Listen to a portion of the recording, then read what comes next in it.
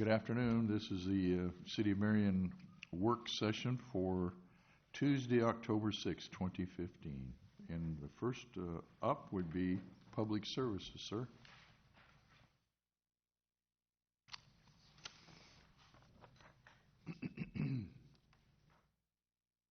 Thank you.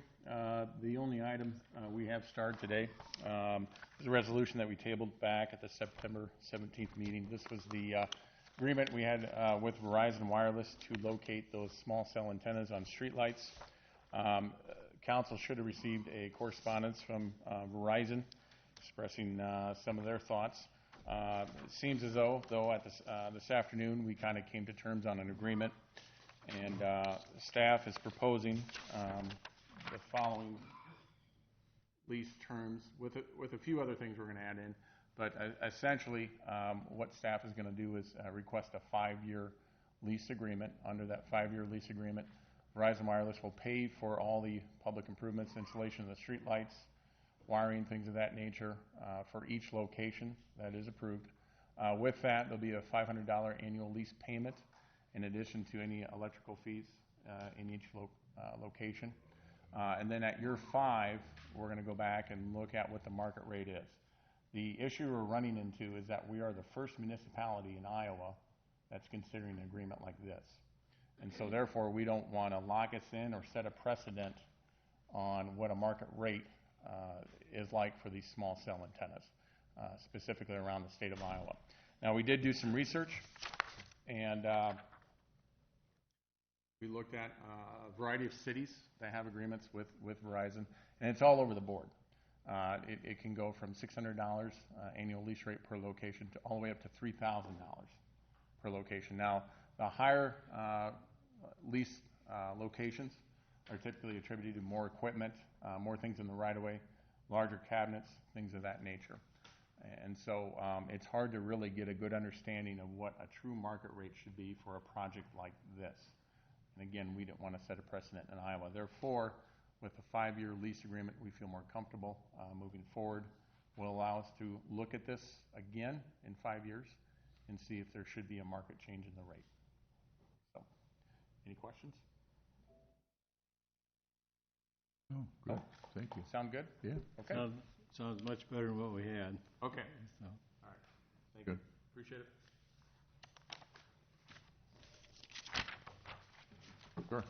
Yeah, real quick, Your Honor, I just wanted to, under Parks, number 1, this is the final payment to Kalashi Construction for the Gill Park Splash Pad project. And then item number 2, this was just accepting the Gill Park Splash Pad project. Actually, the project's been completed since May, and we've got a full season of operation under our belt of that Gill Park Splash Pad. Everything has worked fine. A lot of good response from the community as far as the Gill Park Splash Pad. So I just wanted to identify those 2 items to council this afternoon, that the project went well, and the splash pad itself has been well received by the community. Thank you. Thank you very much. Engineering?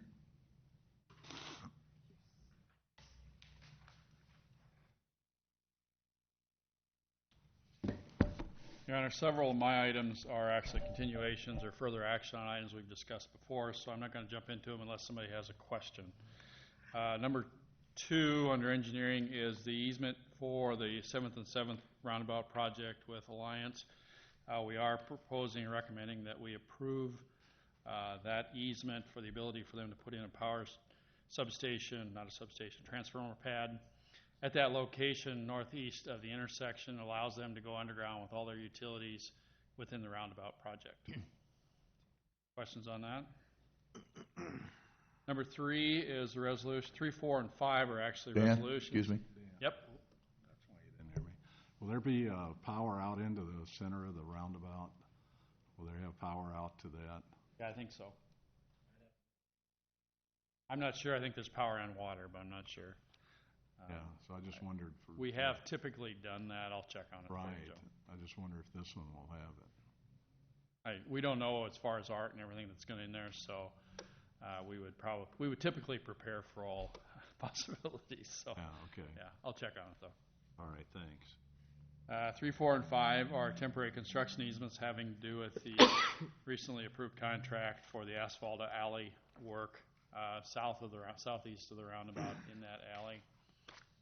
That was approved at the last meeting. This is just the easements to allow us to do that work.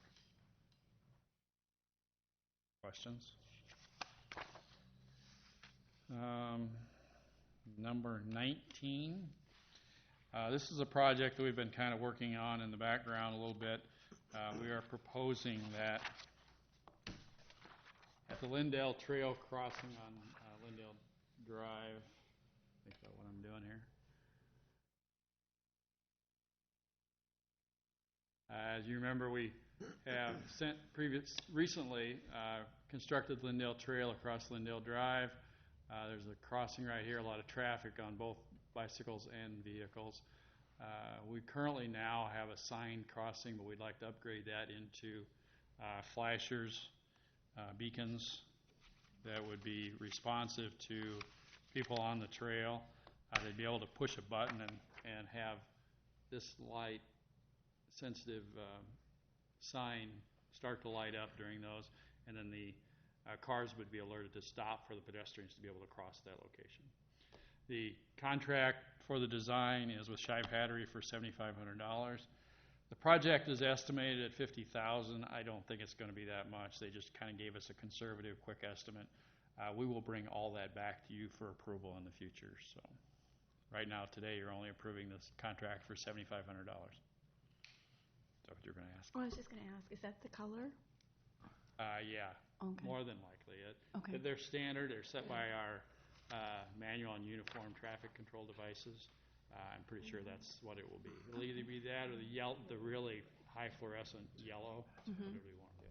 So basically, what you're saying is that since this will be controlled by push button by either bicyclists or walkers, that they will take away the right-of-way of the vehicles on Lindale Drive.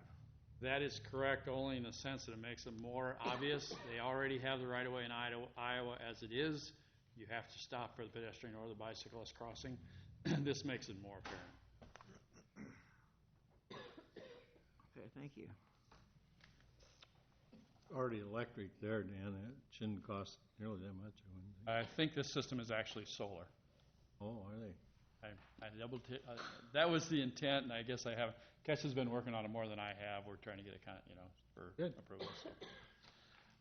Last item under engineering actually is not on your agenda, but it was added yesterday.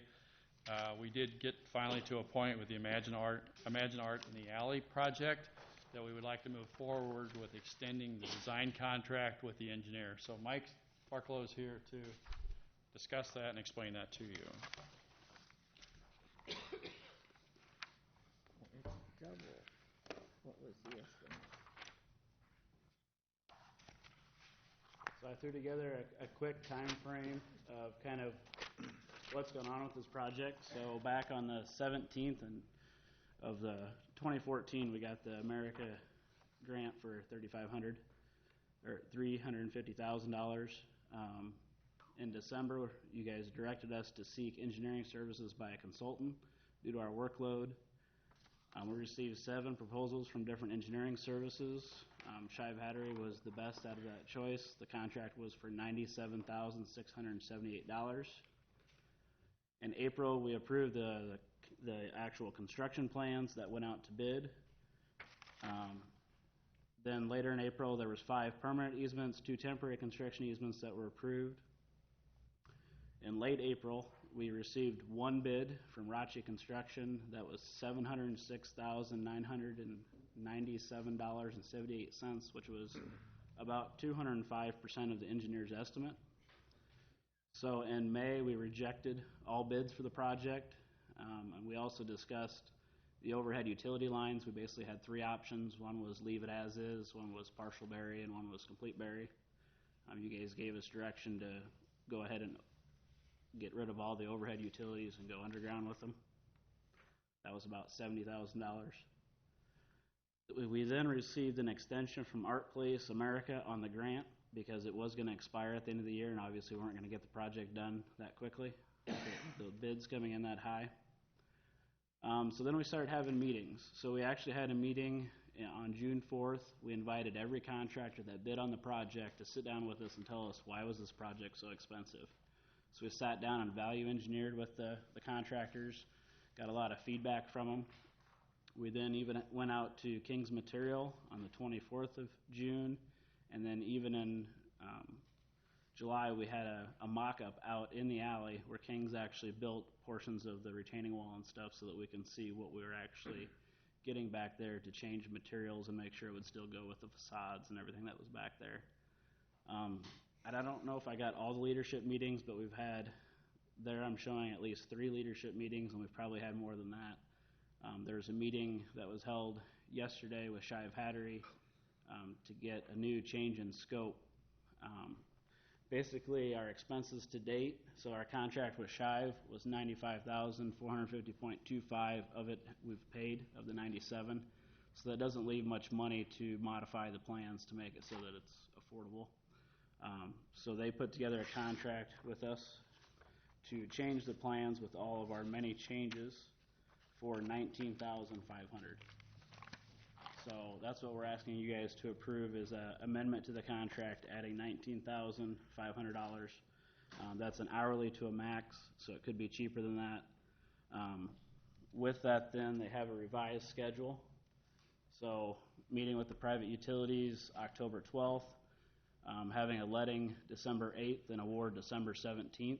This is going to be a much better bidding environment than we had before. Before we were letting it in April. And leading, by then most contractors, they're busy for the season. They've already got all their work out there. By doing it early like this, we're getting it before they have that workload already established. So the prices should go down drastically along with all the value engineering that we've done. Mike, I'd like to just add that, actually you added it right there at the end, but the leadership meetings that we did have were all about value engineering. We saw what things could be taken out of the project, what things that shouldn't have probably been in the project to begin with. There's a lot of changes, so if you're curious, I'd like to probably encourage you to meet with staff to look at those changes. We've downgraded the project substantially to meet the budget. So if you're really curious on what that's going to look like, I'd encourage you to have a look. So, Dan, does that address the water runoff? we have not done anything to address the runoff from the tops of the buildings. That's kind of a private issue. We are putting in some subdrains and so forth to address it within our system. Yeah, the easterly side of the alley, instead of a typically crown like you have a city street where it drains to the gutter, we're actually inverting the alley, so it drains the water away from the buildings to the center of the alley, and then we have drains that pick up that water. There's also some additional roof drains that we're hooking up to Dave Martin's building.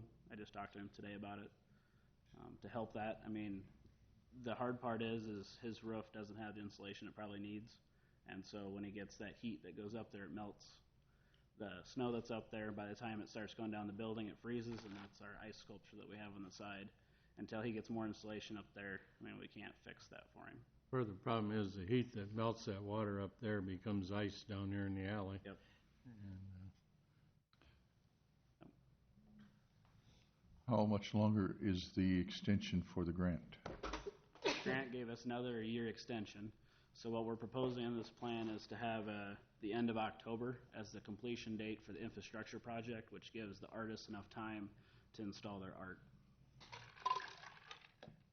So when is the grant terminated? The end of 2016. 16. Yep. Very well.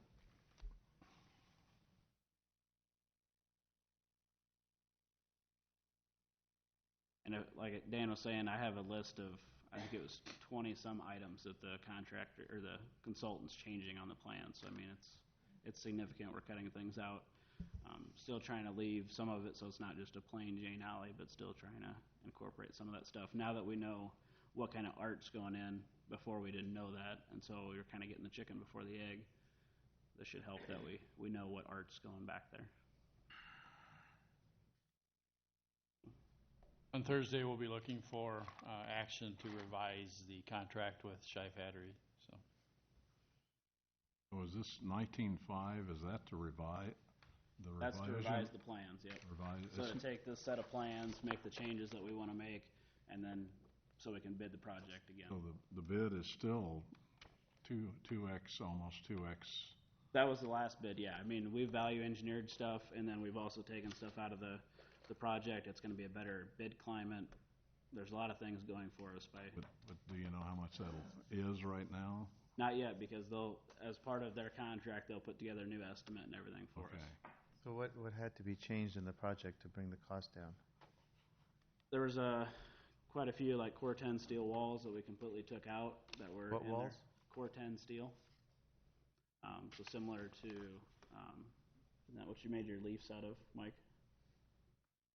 Out at Lau Park, the amphitheater, isn't that Core 10? Core 10, the backside of the amphitheater building, that's all Core 10. We reduced the amount of brick surfacing in the alley. Did a lot of, it's just a lot of smaller items, but we feel like it made a major impact on the project. We also got some of the private owners, like Jeannie Matthews actually allowed us, instead of having to put an outside meter and a box that would keep it warm in the winter, she's allowing us to tie onto her service in her basement, run it through her basement, and then back out in the center of the alley. So things like that to help save on costs as well. So the private owners are willing to help us with some of that stuff.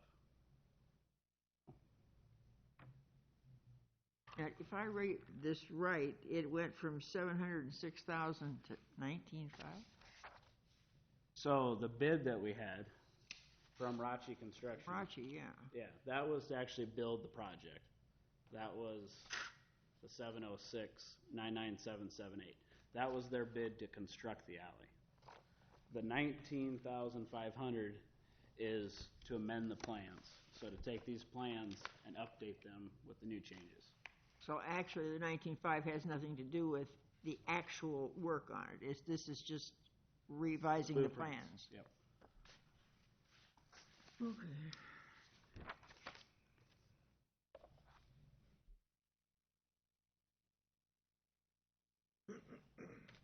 Any other questions? Oh, wait, I have here. It says that the project construction associated engineering services will be funded by the city through local sales. So what's the total that we would be Responsible for. So Possible. to date, what we've spent is $95,450.25 to Shy of Hattery, and we've spent $90 on public notices that we had to do for the bidding. So we have to put in the newspaper a notice of hearing and a notice to whenever we do a set of plans. So we'll be up around 115 with another 19, 115. Okay. Of an estimated, you see, what's our total that we would be responsible for? Yeah, so say 115 is what we're going to spend, but what's the total that down The project To get estimates. We have to get the bid.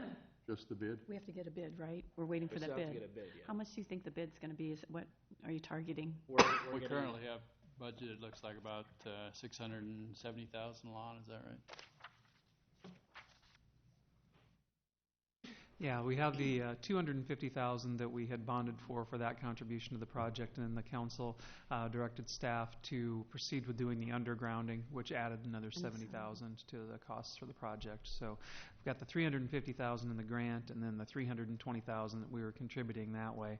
That does not include the private fundraising that's been happening for the art installations to help support that. Including the to-date public, the private donations and fundraising, we're at about 790,000, and we're continuing to fundraise through the end of October.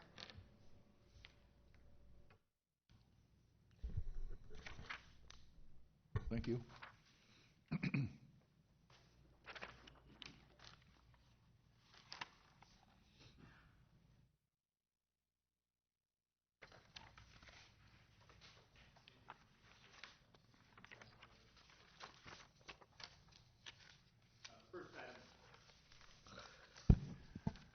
The first item started for discussion will be just setting a date for public hearing for October 22nd, and this is regarding the rezoning of property from C1 to C2 to provide the opportunity to develop what I've always called, and I'm sure Mr. Draper will refer to what it was before the pet shop, but the old pet shop on 6th and 9th. Railroad warehouse building. Yeah, railroad warehouse building. From what it is now to a brew pub, another road brewing, which is currently located in law offices in the law buildings over south of 8th Avenue and west of 12th, would be relocating to that location. That property is going to require rezoning to C2 district to provide for the sale of alcohol, and there's been a notice sent out for that hearing. The Planning Commission will review this item at their meeting next week as well. So the work session before the actual public hearing, I'll report to the council on what the Planning Commission had to say and what kind of response we'll get from the public. Now, this is consistent with what is around it, correct? Yeah, the VIP is block and a half west. Well, and then that new chocolate shop and yeah, they're all C2s, right? Correct. Yep. Okay, so this was kind of just an island just sitting there. No, it's at not. C1. No, and actually, if you look at our long-range plan, really between the two roundabouts, 7th and 7th and 6th and 15th, that's really the target for the new central business district.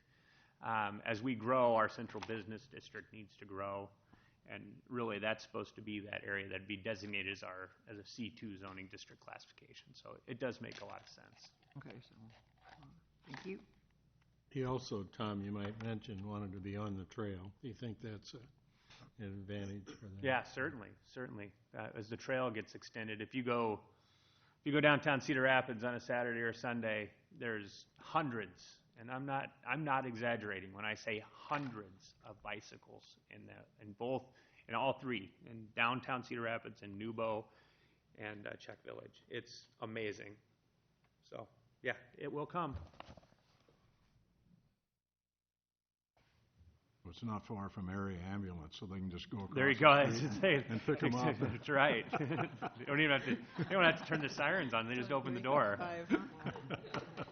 Sorry. Good point. And then any other questions on that? The final one there identified is just the Echo Hill addition. This is again north of Echo Hill Road, east of Alburnett. We talked about it at the last meeting. There's been a preliminary plat up there. There was a split done that was done illegally, and staff has taken the position and relayed that to council that we're not going to support further development of that plat until such time they clean up the inconsistencies with the division. So I'm sure Mr. Butchie did ask that this be tabled at the last meeting and provided so that he could have some comments at this coming meeting.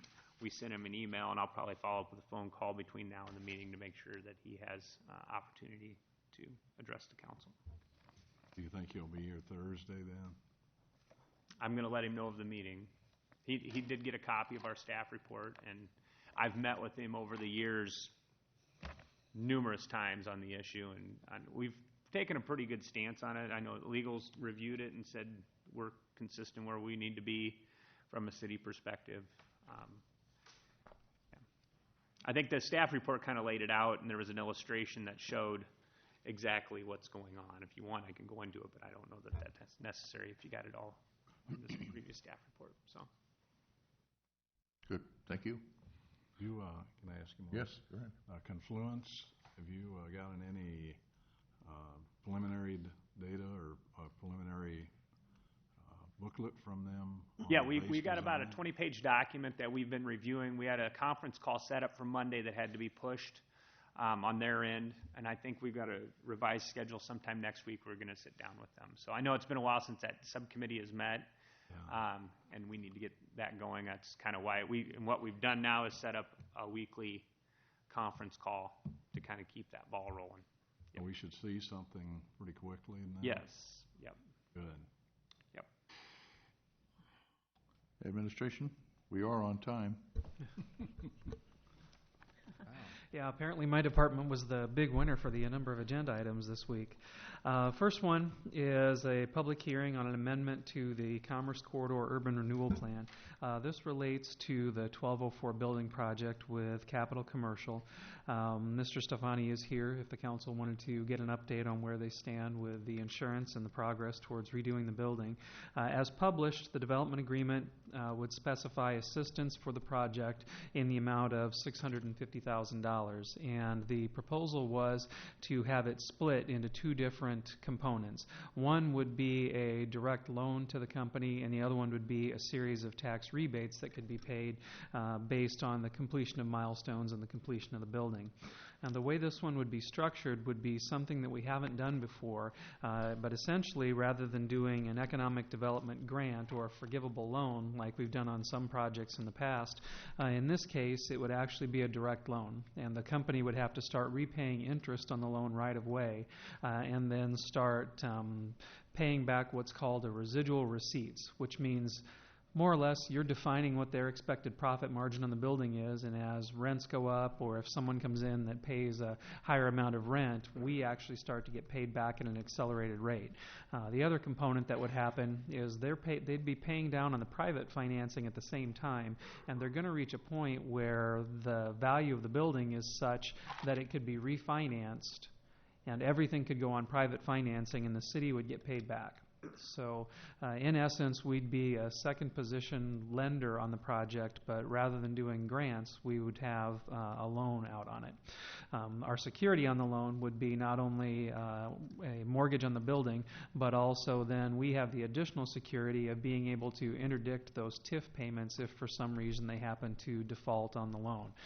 So the agreement is written in such a way that if there's a default on the loan, they forfeit their eligibility for the TIF payments, and those start coming back to the city to repay the loan portion of it. It's a new approach, but something that we've been talking about at the staff level and is acceptable to the developer to help get the project moving along and to ensure that the city isn't in the position of making a whole bunch of grants for projects that come in. I do want to note that the developer is requesting that the city would increase the amount of the loan that would go towards the project. They're asking that that be increased by $200,000. That would require council action to amend the agreement in order to provide for that to happen. The agreement was written around the amount that was actually published. It would be up to council whether you want to do that or not. I know there's several concerns about that. One would be how does this project compare to the PDS Investments one and the amount of the incentive that the city provided towards that project.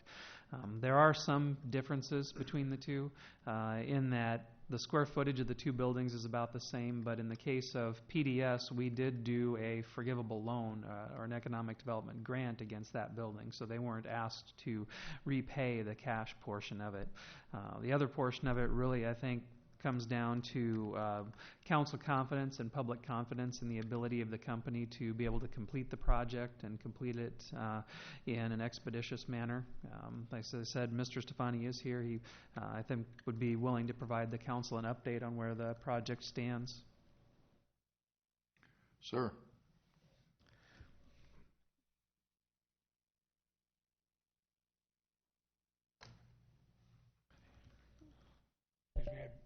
I would like to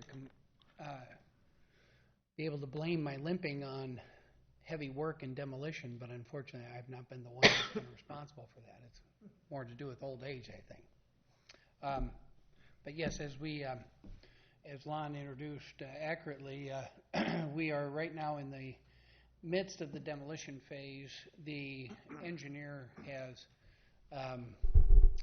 certified that all of the wood elements of the structure have been compromised in one form or another because of the fall, and so those are they're in the process of dismantling. They're in the process of dismantling that, and I've told this morning that it probably will be 2 weeks for that demolition process to be completed. right now, the engineer and the architect are revising the building plans. There's revision to the structural elements that were originally designed, and so those are being completed, and that should be completed by the middle of next week.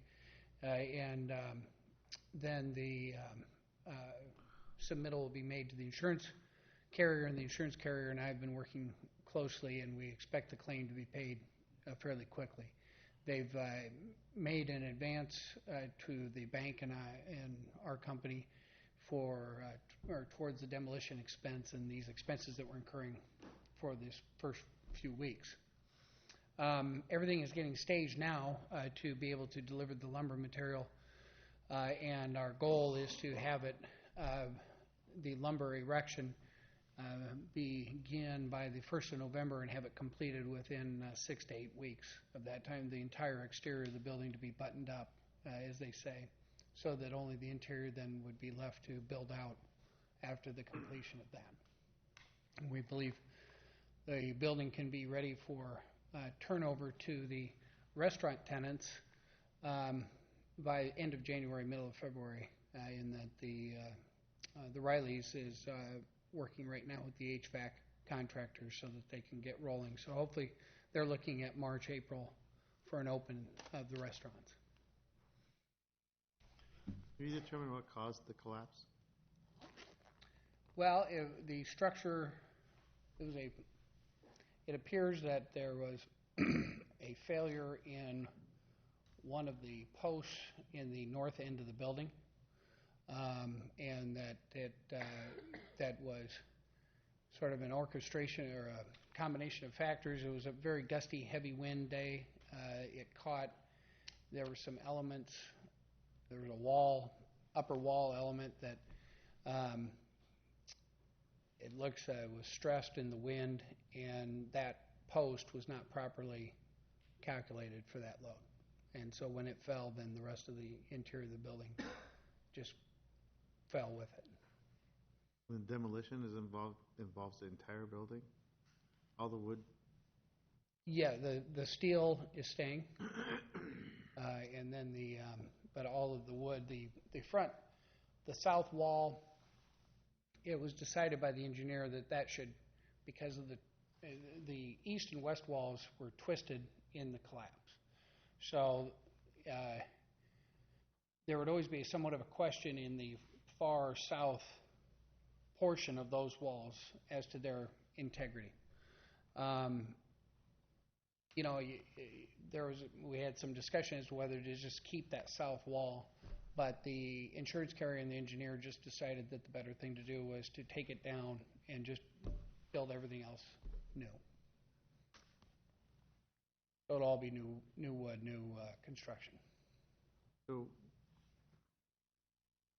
the design's going to stay the same? Design will stay the same. All the stone will be the absolute stone. Stone and full brick? Full brick. Nothing changed. It'll be, yes. And I know you've given us a new timeline, and I don't mean this in any disrespectful way, but I mean, why should we? I mean, this building was supposed to be finished a long, long time ago, and there's been delays and for whatever reason. But I mean, why should we believe now that this is going to all of a sudden be on schedule and be ready for occupancy when you said it was going to be? It's a very fair question. Well, there's two checks and balances to that extent. One would be that the agreement that Lon and I are working on is going to have certain milestone elements to it that have to be achieved for the payouts. The second part of that is that I've made it a requirement with the architect and the engineer that a part of the plan, part of the building plan, is the timeline. So, because timing becomes an integral part of the construction, and the integrity of the elements. So, the timeline will be a part of the building plan that's submitted to the building department.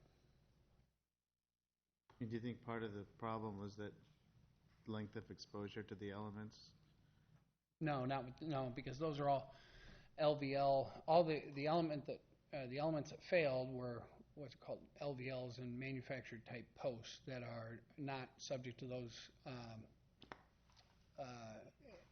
those types of concerns under the length of time that they were exposed. The OSB sheeting in certain areas needed to be, was exposed too long, and there was already a plan to have that removed and replaced. But that's just exterior, or superficial type covering.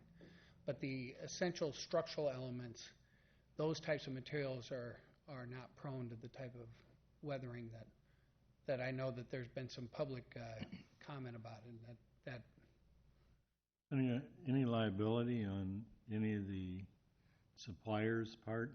I'd prefer not to comment on that at this time. If that were to happen, what would happen to our loan and TIF and stuff like that? Generally, as long as we're recorded and in the position that we're recorded in, that's not going to change if something like a mechanics lien or something gets filed. And then we're still the only agency that has the ability to interdict those property tax payments to make sure that the debt gets satisfied. That's something that the lien holders cannot do. That can only happen if the property changes hands. Maybe I misunderstood the direction of your question.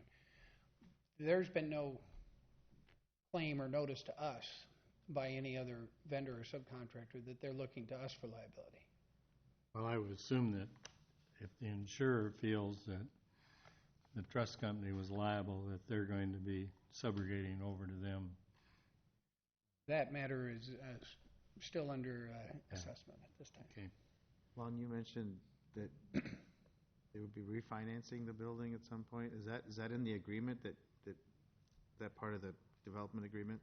Yeah, the bank has supplied the expected loan and at the end and the pay down of when the pay down schedule, and we're just applying that to the expected value of the building when it'll reach a point where it could be refinanced and that we could be replaced in full with private financing.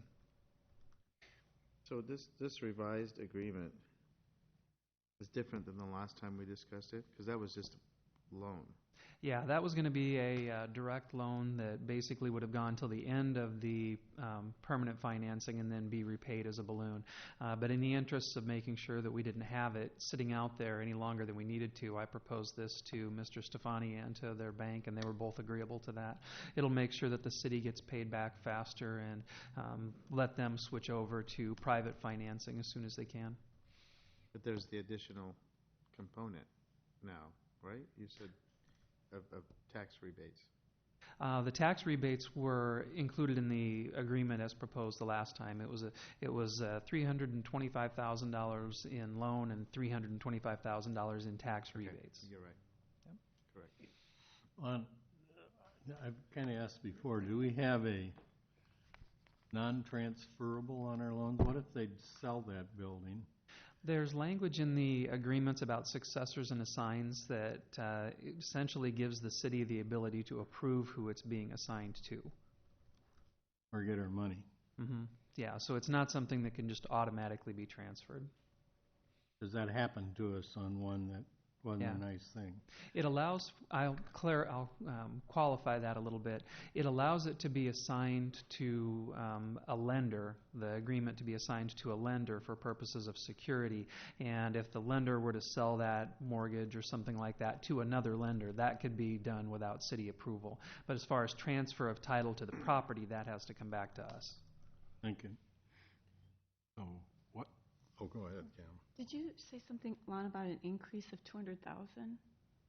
The company has requested that we actually increase the amount of the direct loan that would go to the project by that amount.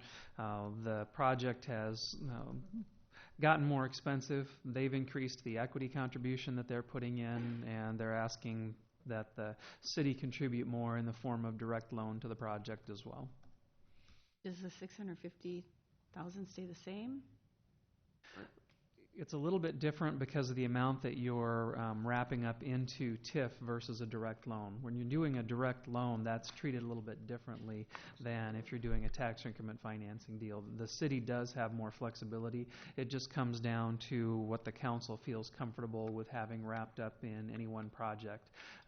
I look at these things and say we've got a limited capacity to be able to do things like that, and so if we contribute more to one project, it means that we can't do another project later on.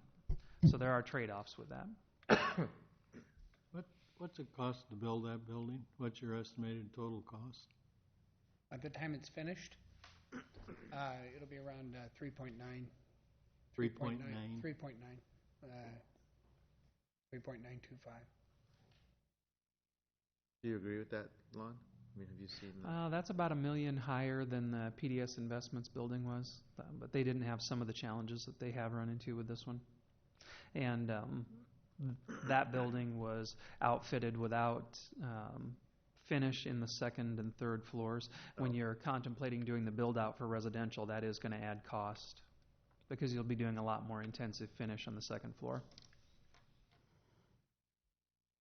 And I would also, I don't mean to talk out of turn, but we are working closely and I think well with Lon, but what we're seeking in form of TIF or what we're asking from the council is, as he said, $325,000. That's not changing. What we're asking for is an increase in the amount that we can borrow to help us complete the project that we'll repay. So we're undertaking, or we're sharing a greater burden with the city in this request, but it would help us complete the project in the manner that we have proposed. On Thursday, could you have a breakout of all the different monies so we can see, what's TIF and what's loan, and it's hard to visualize just throwing out the money like that. Yeah, I'll have the full agreement, and I'll show you the pay schedule for when it would be expected that we would get repaid with that. Now, with that, there is a little flexibility with there because value of the building may go up, may go down over time. So we're trying to estimate it as best we can where that crossover point would be, but it could always vary from that a year forward or a year back. Yeah. We believe the value of the building will skyrocket. Yeah. In my mind, it's throwing out money here and money here and money here. It'd be better, I guess, to see it visually. Yeah. If you could, thanks. Mm-hmm.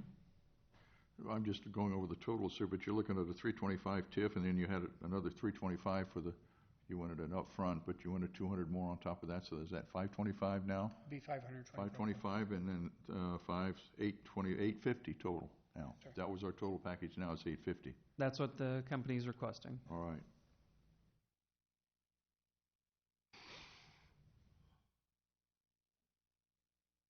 While you're here, can I ask you a question on the other building? I'm sorry? While you're here, can I ask you a question on the Maydright building? Yes.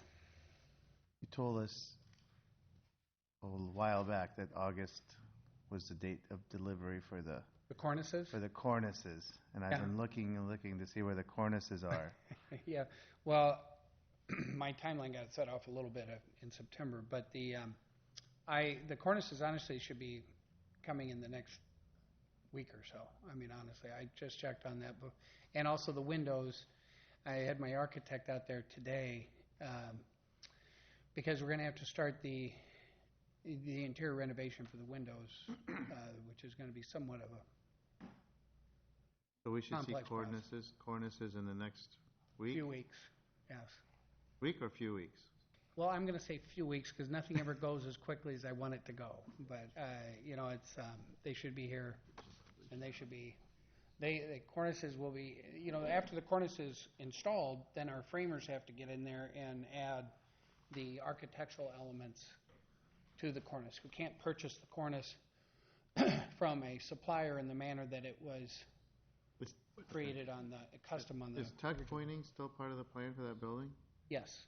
And you put the cornices on before you do the tuck pointing? That's all right? Or? Yeah, I defer to my masonry guy, but I don't know that. I mean, it seems to me that you do that first and then do all the decorative elements once that's done? Well, he can do you're right, he did do a portion of the tuck pointing on the west side of the building. But he's been pulled off to work on a different job over the last couple of weeks, but he'll get back onto that.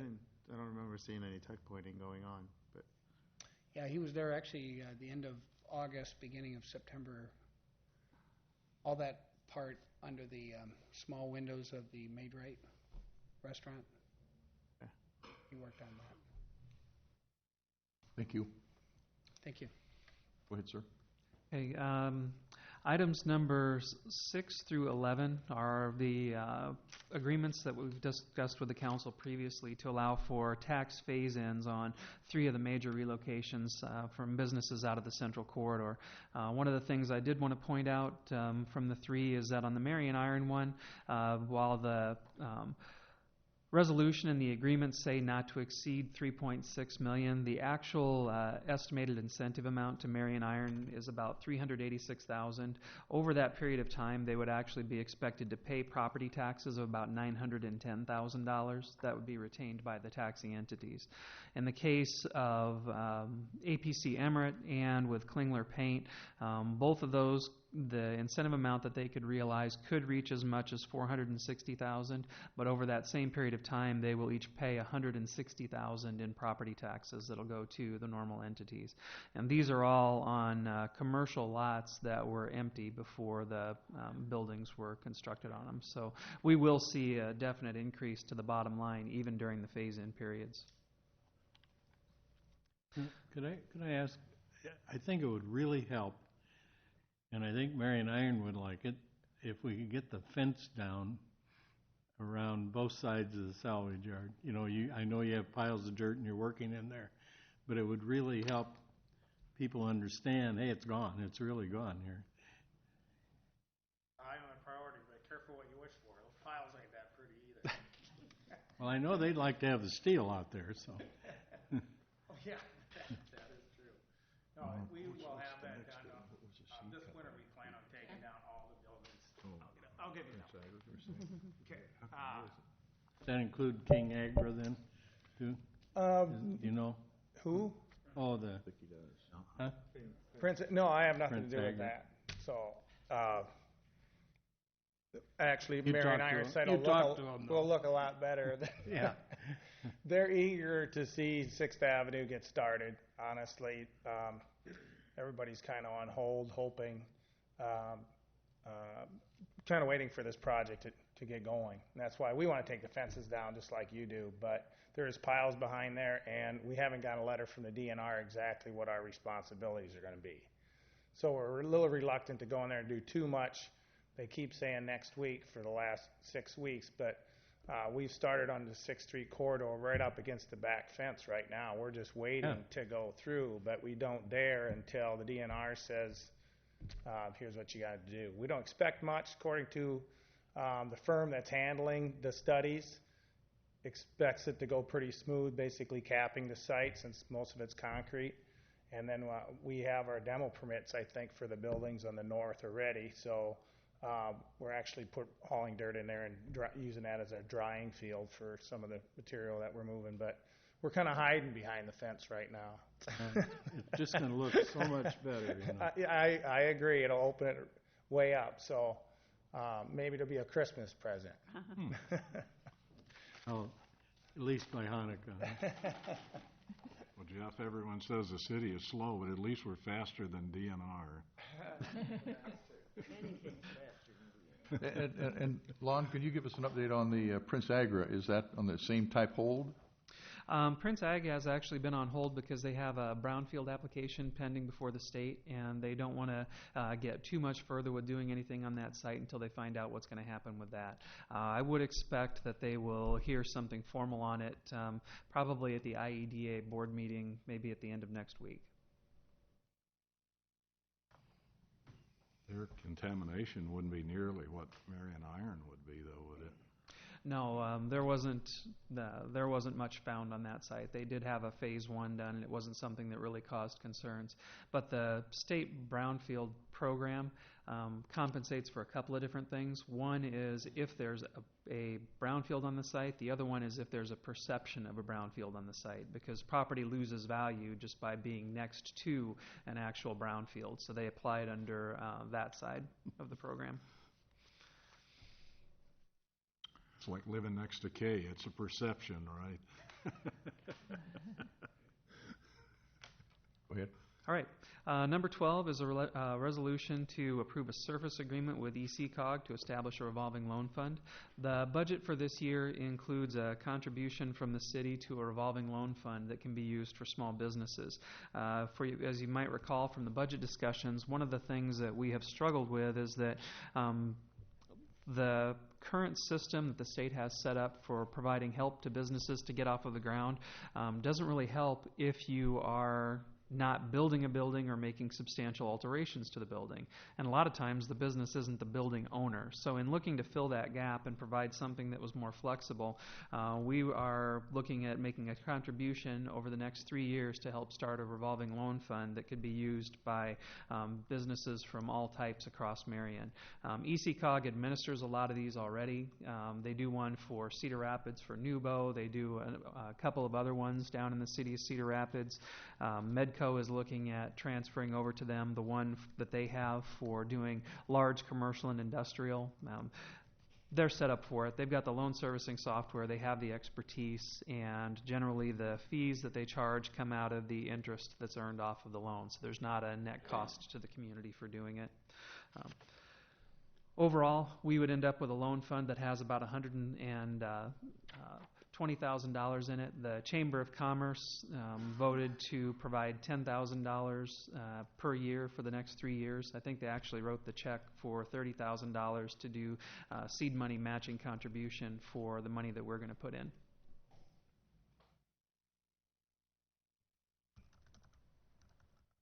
Questions on that?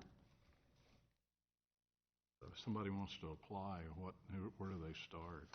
They start with ECOG. ECOG has staff members that do this. They have an application form. It's actually the same one that would be customized to match Marion, but it's the same information that they request already. There'd be a local committee that would review it and provide input, but their loan committee would have the final say on yes or no. It's a group that they've developed over the years that has expertise in doing this with bankers and finance experts. They're just, as I said, they're completely geared up for doing this in a way that we're just not. It's not like Shark Tank then. No. Okay. It's actually a case where, the loans that they do typically are businesses that are creditworthy, but may be running into other challenges. For example, if you need to buy a piece of equipment, but you're working with a bank, and the bank says we can only loan you 80% loan-to-value ratio, but the piece of equipment would put you at 82%.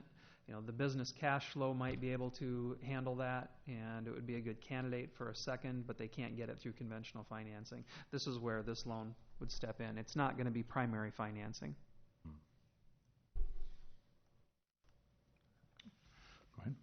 All right, then the next item is consideration of a contribution to Trees Forever for their annual Woodland Legacy Symposium. They've done this every year. We did make a contribution last year out of the Urban Forest Utility Fund of $5,000. It's one of those cases where I felt comfortable that we'd want to go in with that level again, but did want to see if the council had any concerns or if you wished to go to another level of contribution. They right now have 2 presenting partners, which is $10,000 to $20,000 contributions in the City of Cedar Rapids and the Holloway Family Environmental Trust. The Platinum partners, where the $5,000 would put us at, would be Alliant Energy in Lynn County. I guess from my standpoint on it, their home is in Marion, and I guess just from a point of pride for the city of Marion, I don't really like seeing Cedar Rapids be a larger contributor to an organization that has its home here for something that really draws a lot of people to the area, and by all accounts with everybody that I've talked to, is an excellent event.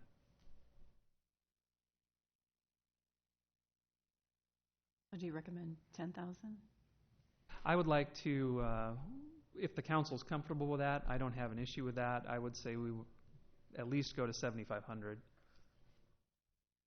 What is this symposium, sir? They bring in speakers every year to talk about different aspects of topics, including things, tree management, sustainability. I would assume with the interest that it's gaining nationwide, they'll be bringing in people to eventually talk about things like biophilic design. They do a great job of getting some very well-known and well-known keynote address speakers. Tom, you went last year. I don't know if you can elaborate on what. Yeah, I've been active with the group for about 3 to 5 years now, and a lot of the discussions that they've had at that symposium have brought policy changes to Cedar Rapids and certainly sparked interest of things in Marion. I don't know if the council, most recently was Jeff Speck. He's been to Cedar Rapids a couple times, and he's someone that brought the idea of the complete streets to the community, and the city council at Cedar Rapids has certainly embraced that concept. A lot of the bicycle pedestrian accommodations that were made actually were brought forward by Mr. Speck, first introduced through the symposium. A lot of times the consultants that they bring in or the speakers that they bring in are engaged the next day. Last year or the year before is when they brought him in, and then the city of Cedar Rapids actually paid and had him stay for a couple more days and incorporated a lot of the accommodations. If you drive downtown Cedar Rapids now and you see the bike accommodations, I would say that a lot of that change came from the discussions that were started at this symposium. So a lot of the topics they touch on are pretty cutting edge. I think Paul went last year. The whole concept of biophilic design really resonated from the speakers at that committee, at that symposium, upon which we kind of elaborated on through the Lynn County Coalition and received $75,000 for the active living grant that we're sitting here with today. The idea was that we'd actually bring in Tim Beatley, who wrote the book on biophilic design, to this group this year. It didn't pan out, but nonetheless, a lot of things have come about through the symposium and the speakers. Where is the symposium? It's held at CRCC. Where's the money going to come from?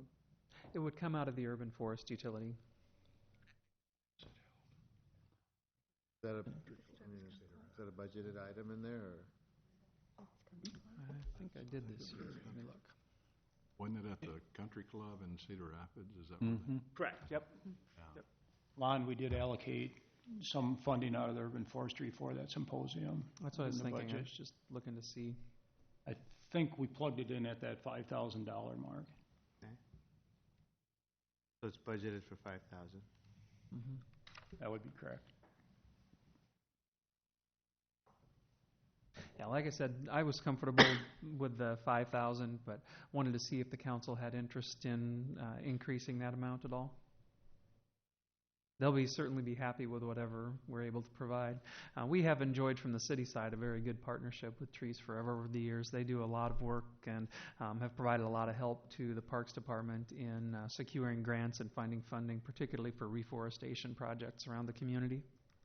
No, I support what they do in the community, and I was involved in the tree planting they did out here at City Hall, and but yeah. Actually, They were pleased with the 5 that we gave last year. I mean, that was really good enough, I thought. I'd also just if I can make a quick plug, the Holloway family actually this year is being recognized at my state organization, the American Planning Association. Next week, they're going to be recognized for their efforts and the dollars that they've contributed basically to support Trees Forever in the symposium, which was developed by their family about I think next year is going to be 10 years. So they have been the ones that really started that symposium, and they're going to be honored at my state conference. So this is a group and organization that's recognized outside of this metro area by far. So. And Mike's correct. We did budget 5,000 for the contribution. And And if I could, Your Honor, if the council did want to consider increasing that amount, as Lana suggested, the operating budget under urban forestry could support that. I would think we could increase it even $1,000, you know, although given the difference in the population to our suburb to the west, maybe they're not giving enough. I'm just thinking maybe we keep it at 5,000 and when we do the budget, we increase it then.